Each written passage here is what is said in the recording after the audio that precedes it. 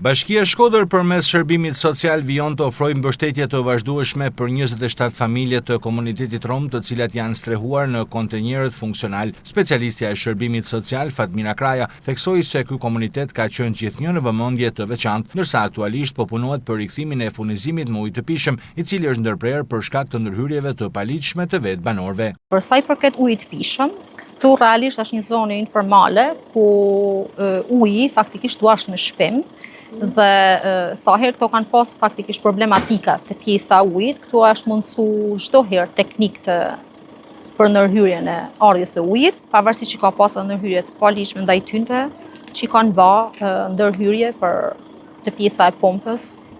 të furnizimit me ujë. Gjithashtu ajo komentoi dhe ngjarjen e ndodhur përpara pak ditëve ku 3 kontenjer u përfshin nga flakët, duke sqaruar se fatmirësisht nuk pati pasojë në njerëz dhe se strukturat përkatëse janë angazhuar për të ndihmuar këto familje në nevojë. Familjet janë sistemu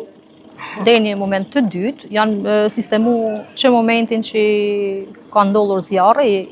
janë bë sistemin të menjëhershëm. Vetë banorët nga ana tjetër kanë pranuar se Bashkia Shkodër ka ofruar mbështetje të vazhdueshme, sidomos në aspektin e furnizimit me ujë, por kanë pranuar edhe abuzimet e brendshme që kanë çuar në probleme të furnizimit në depozitat rezervë. Kraja theksoi se përveç strehimit këto familje janë ndihmuar nga Bashkia e Shkodrës me veshmbathje, medikamente dhe artikuj të tjerë të nevojshëm, si pjesë e një strategjie të qartë sociale për të ndihmuar të shtresë të marginalizuar të qytetit.